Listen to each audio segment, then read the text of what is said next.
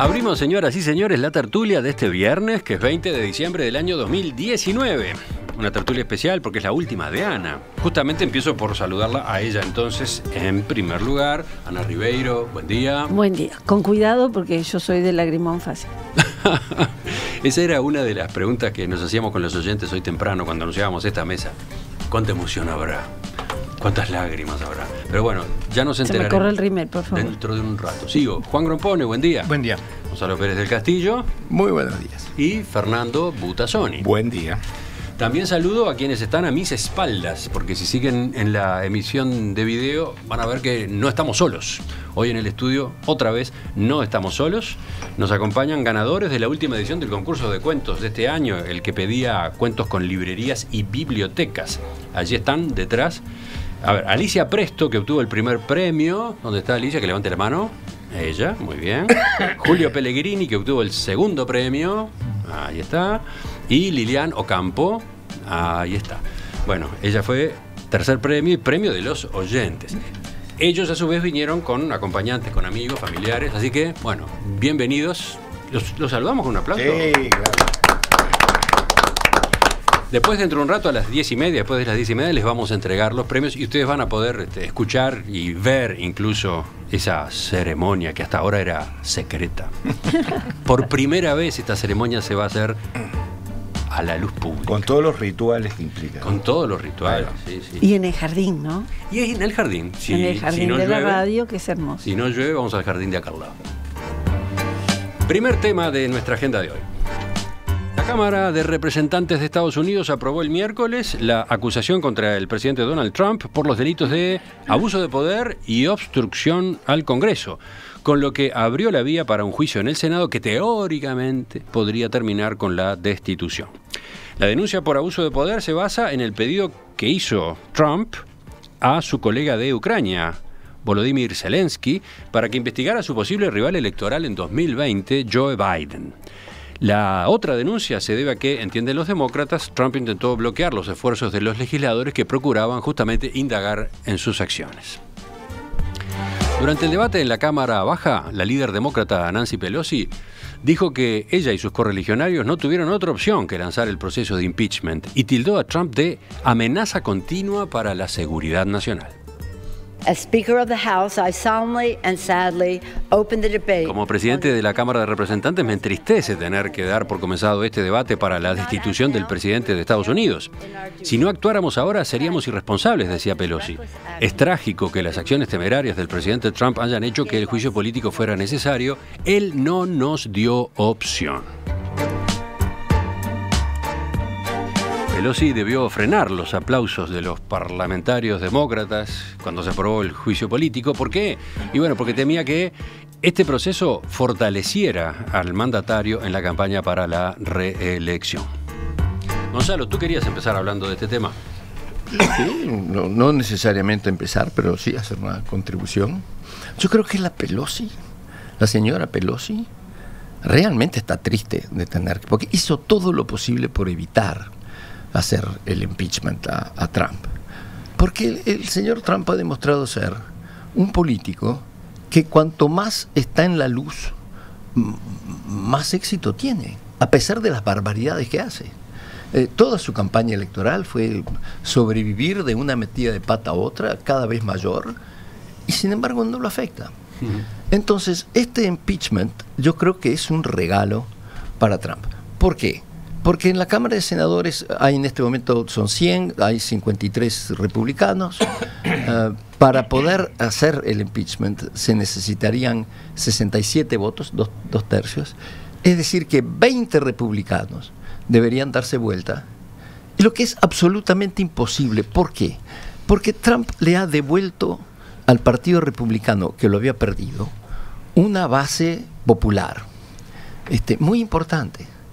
Una base popular de la clase trabajadora, del trabajador americano que se ve afectado por las medidas de globalización, por las medidas de inmigración, por las medidas que muchos de los políticos en Washington les dicen: ustedes no entienden, ustedes son insensibles, son racistas, les dicen una cantidad de cosas a esta gente Y esta gente no se siente nada de eso, son gente trabajadora, nacionalista, tradicionalista, que vivieron de una manera toda la vida, quieren seguir viviendo así, los temas de la globalización les afectan, y yo creo que de alguna forma Trump le habla a esa gente.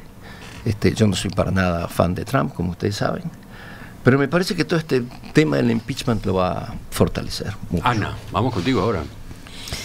Bueno, a mí como tema para la mesa y desde el punto de vista de la organización del programa, me parecía un tema verdaderamente desgraciado. ¿Por qué? Desgraciado. Sí, porque todos terminamos haciendo lo mismo. No hay nadie aquí que defienda a Trump. Nunca. Bueno, esa era una duda que yo tenía. ¿Iba a ser todos contra Trump? Exacto. ¿4-0?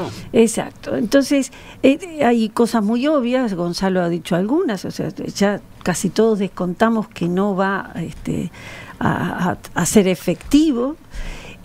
Todos sabemos los errores desde el punto de vista del juego político más ortodoxo que Trump comete todos los días, pero sin duda es un presidente que se mueve con unas reglas mediáticas que son de otro orden, que tienen que ver más con la llamada pospolítica, y sin duda hay detrás, y también Gonzalo acabo de decirlo, un amplio sector de la población a quien él satisface y que son los que lo han llevado al poder, porque en esa personalización tan excesiva del juego político solemos ver a Trump y a su jopo amarillo como una antorcha y no vemos esa masa no del todo silenciosa pero bastante discreta comparado con quien la representa, que es la que lo llevó al poder y la que lo sigue sosteniendo.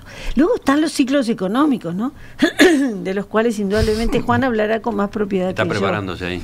Ahí está. Entonces él representa un determinado momento en el ciclo económico que es exitoso y la economía norteamericana parece estar yéndole infinitamente mejor.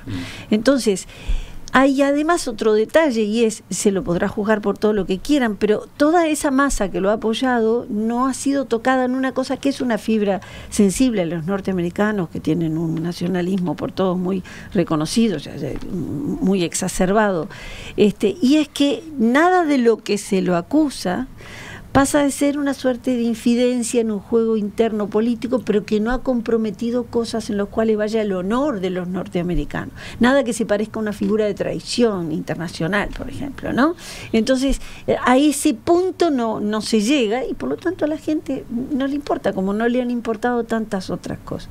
Es un tema que elegimos muy bien para mis intereses, porque a mí ahora hablar de política nacional no se me da en esta mesa, muy bien para mis intereses, pero muy mal a los intereses del calor que una tertulia debe tener, porque todos vamos a coincidir en lo mismo. Es muy difícil decir algo contrario. Ese riesgo existía, pero estamos el tema se ante impone algunos igual, hechos ¿no? que son contundentes. Trump Muy contundentes.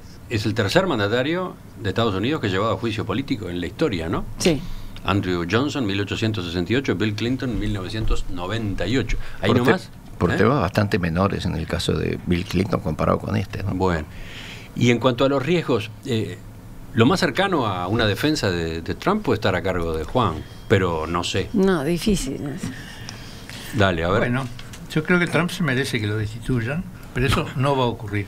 Eso no va a ocurrir. Es decir, se merece que se lo destituyan simplemente mirado desde afuera, no desde dentro de los Estados Unidos. Los demócratas hicieron todo lo posible para destituirlo, pero algo más fuerte que los demócratas es la economía, que dice lo contrario. Estados Unidos está muy bien. Estados Unidos está muy bien y la economía norteamericana florece.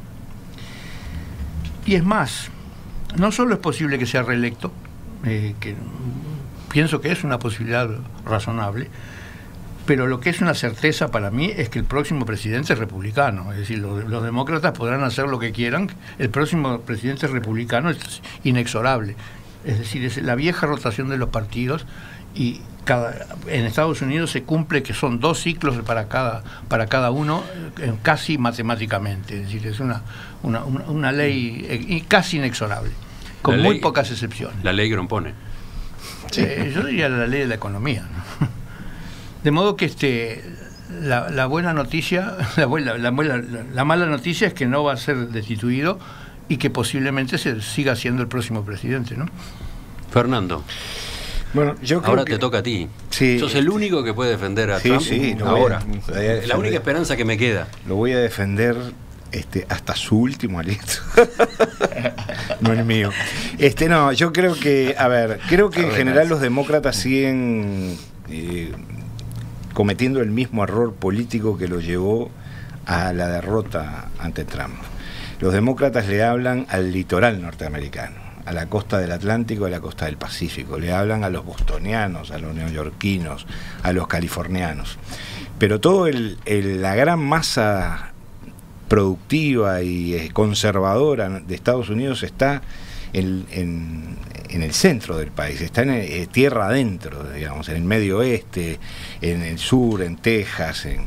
Y esa gente, que le hablen del presidente de Ucrania, para empezar, no sabe ni dónde queda Ucrania. Sí. Porque esa es una realidad que tenemos que tener claro. El norteamericano medio tiene una enorme ignorancia con respecto a los asuntos internacionales.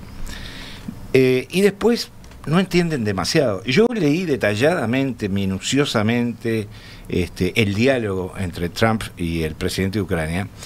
Y la verdad es que hay que hilar fino para entender bien en qué consisten las acusaciones que se le hacen a Trump. Entonces yo creo que este proceso sigue siendo un proceso político, digamos, ¿no? El proceso demócratas versus Trump, destinado por los demócratas a hablarle a un electorado que es minoritario, que no existe, que es ilustrado, y se olvida de lo que decía Juan, de que hay enormes masas de trabajadores norteamericanos, no en pequeñas ciudades, en grandes ciudades, que han visto cómo fábricas que estaban cerradas volvieron a abrir, minas que no producían vuelven a producir, líneas ferroviarias que estaban clausuradas vuelven a tener circulación, etcétera, etcétera. Me parece que el tema económico es un tema central. Me parece que las causas del proceso de impeachment son muy importantes, pero creo que totalmente incomprensibles para la enorme mayoría de los norteamericanos. Y yo creo con los demócratas que Trump es un gran peligro para la seguridad nacional y para la seguridad internacional. Y me da mucho miedo que Trump sea reelecto, porque va a haber procesos de confrontación que están en barbecho, que seguramente se van a exacerbar, por ejemplo, con algunos países de Europa Occidental. Mirá lo que dice a propósito de esto Daniel. Justo, estaba mirando el mensaje mientras tú terminabas, Fernando. Sí.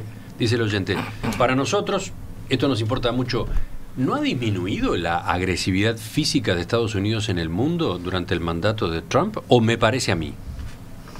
Es posible. Sí, cuando dice la agresividad física, supongo que se referirá a la intervención militar o a los... Sí, a las acciones bélicas. Claro, ¿no? Lo que pasa es que ha pasado a otro tipo de acciones de agresividad, de injerencia, de guerra comercial, por ejemplo, de alianzas con Johnson, con Boris Johnson y con el Brexit, que de desalianzas, que son generan son caldo de cultivo para futuras situaciones muy explosivas, ¿no? Entonces,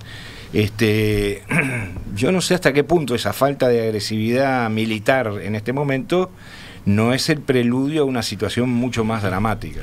Volvemos contigo, Gonzalo. No, Juan, quería decir una cosa muy breve, que es este punto. No estoy tan seguro de que en el Uruguay se sepa dónde queda Ucrania, ¿no? Es decir, Estados Unidos no saben, pero creo que en el Uruguay tampoco. Sí, vamos a no agrandarnos, ¿no?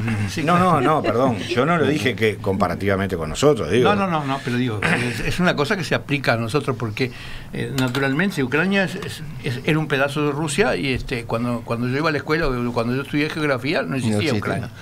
Y no solo eso, sino que a mí me llama la atención por qué español es la única lengua en que a Ucrania no se le llama Ucraina como es su nombre verdadero, ¿no? En todas las demás lenguas se llama Ucraina, no Ucrania. No sé si era un pedazo de Rusia o de la Unión Soviética. Es la Rusia blanca. Pero, sí, pero ¿era parte de Rusia? Es la Rusia blanca, claro, la Rusia blanca. ¿No? Es decir, ahí, Rusia nació de ahí, ¿no? De la Rusia blanca. La vieja Rutenia, ¿no? Sí. Claro. Por un momento fue parte de Polonia. No, ¿sí? Está en la otra punta. No, fue el fundamento de Rusia. fue el Salgamos fundamento. de este pantano y volvamos al tema. Volvamos al Trump. Volvamos a Trump. Volvamos a Gonzalo, Yo que creo estaba que- yo- escuchando sí. las intervenciones anteriores con el ceño Estoy- fruncido. no, con el sueño, al contrario, muy alegre. No, ningún problema. No, quizás Pero no estaba es que estemos todos reflexionando. contra Trump. A mí me parece que lo que tenemos que estar todos es pensando que estos fenómenos que se están dando, nosotros no los estamos comprendiendo. Trump, lo del Brexit, lo que está pasando con la derecha nacionalista en Europa, bueno, para no ir a América Latina o Duterte en Filipinas, es decir, el mundo está empezando a seguir a líderes que no responden a lo que a nuestra lógica. Y yo no sé si nosotros estamos haciendo un esfuerzo suficiente para entender por qué es que está sucediendo esto. Porque mirá que hay líderes, por ejemplo, Merkel y Macron parecerían ser dos líderes totalmente racionales. Todos deberíamos estar más o menos de acuerdo. Pero el pobre Macron no lo dejan vivir. ¿Esto será mío? Siempre, pues, cuando Suena el teléfono de Gonzalo, sí. Cuando estoy hablando, siempre me llaman. Son tus fans. Mis fans, Claro. decía. Es alguien que quiere No, intervenir en tu speech. Que te Pero quiere ¿no contradecir. les parece a ustedes que hay algo que nosotros yo creo que estos nuevos líderes hay que analizarlos con instrumentos o con sensibilidades que nosotros no tenemos? Por ejemplo, lo que acaba de decir Fernando. ¿Por qué está bien? Hay una población importante de Estados Unidos, yo no creo que sea mayoritaria, que está en ese centro conservador, pero ¿por qué no se expresó antes? ¿Por qué se empieza a expresar ahora? ¿No? ¿Qué es lo que por está el pasando? ciclo económico. No, otra vez el ciclo económico. Claro. No, tapale la boca. No puede decir otra vez lo del ciclo económico. Yo creo que hay un gran divorcio entre las retóricas y lo que luego efectivamente hacen. Porque eso siempre sucedió, es tan viejo como la existencia de la política, ¿no? Que hay un envoltorio de la acción que siempre es la palabra, la retórica, las supuestas causas, que son muy efectivas para arrear gente, para justificar acciones, pero que las acciones se deben leer muchas veces de otra lógica bastante más cruel. Eso no es nuevo, quizás lo nuevo es la separación tan evidente entre una cosa y la otra, porque la pregunta del oyente es muy pertinente. Todos pensábamos que Trump prendía fuego el mundo entero al otro día y que mataba a Kim Jong-un, ¿no?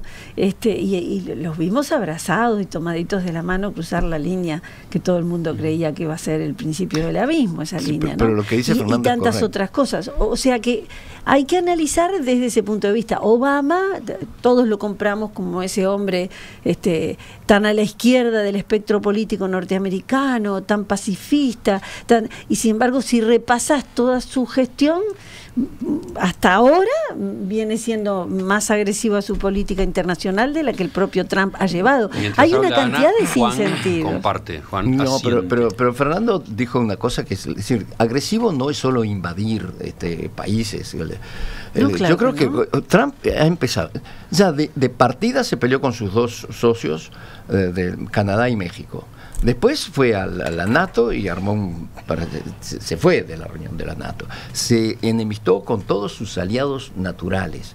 Lo de Kim Jong-un fue mucho abrazo y muchas cosas, pero no pasó absolutamente nada. No arregló Eso, pero absolutamente nada. creíamos que explotaba el mundo. Pero a la OMC, a los organismos internacionales que más o menos regulaban una cierta transparencia, equidad en el comercio, y los destrozó, los atacó de todas las formas posibles. Es decir, yo creo que ha sido un presidente de los Estados Unidos sumamente agresivo con el orden internacional, muy agresivo.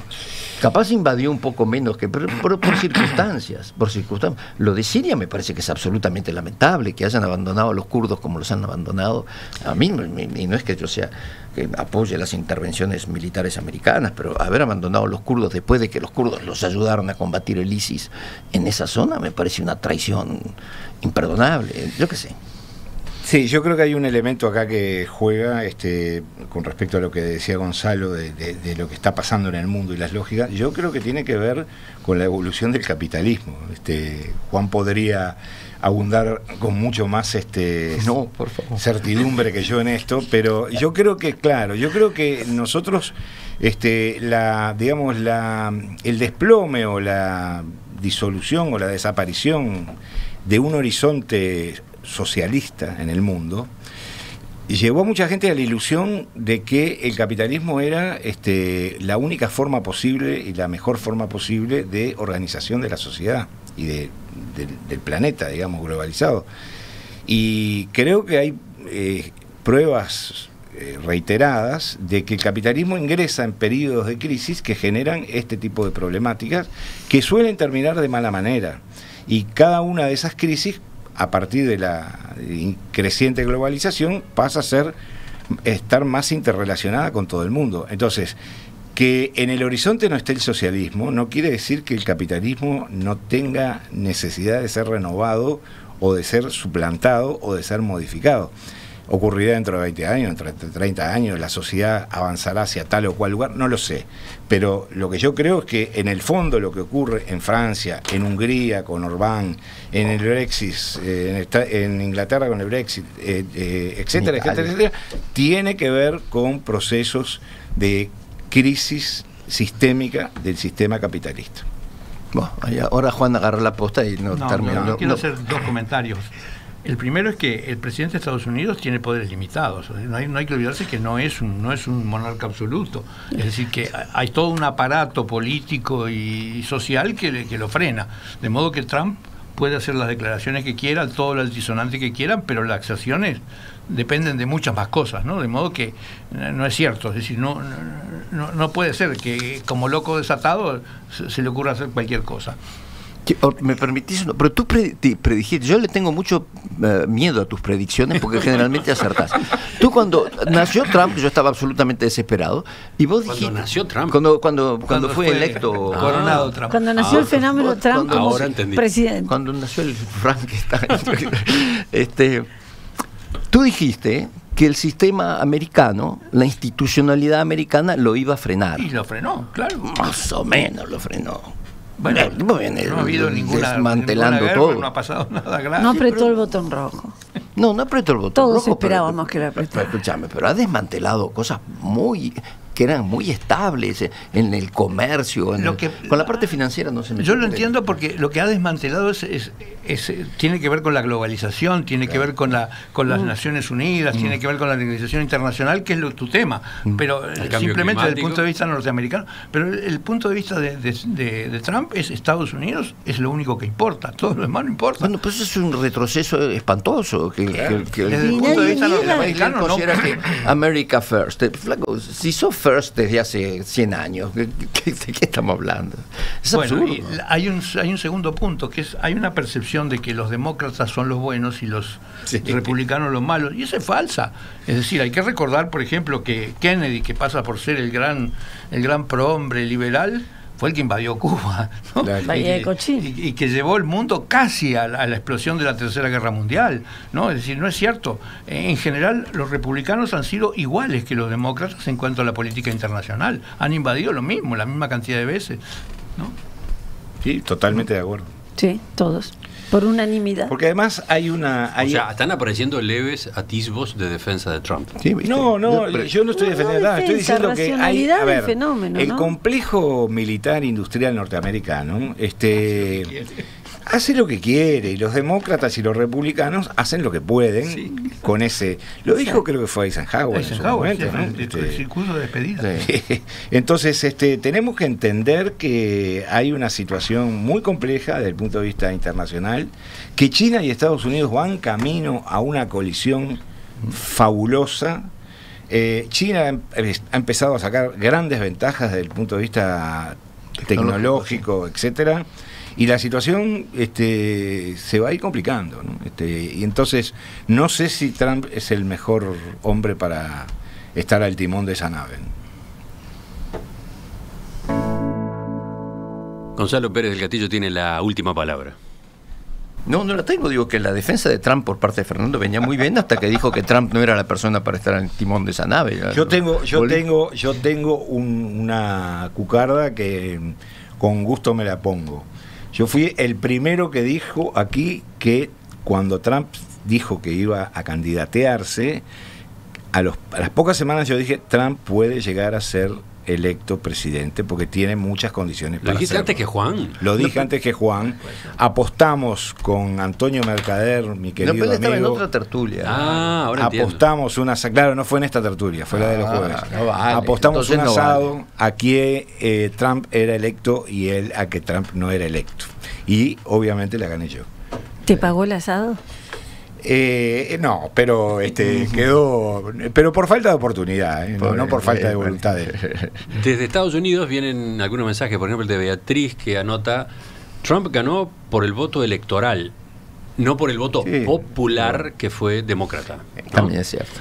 Y después otro oyente hace una recomendación, Ana, tocaya de Ana, obviamente, a propósito de libros, sugiere el libro No Society, que incluye una buena explicación, interesante del fenómeno Trump. ¿Lo tenían? Otra cosa que se puede No, ¿de quién es? recomendar es un documental que creo que está en Netflix, que se llama Cambridge Analytica, que cuenta cómo fue la historia justamente de ese voto electoral y de cómo modificaron el patrón de comportamiento de alguna gente para que determinados colegios electorales que eran demócratas pasaran a ser republicanos y les garantizaran los votos suficientes a Trump Sí, para manejo de redes sociales, etc. Big Data, etcétera.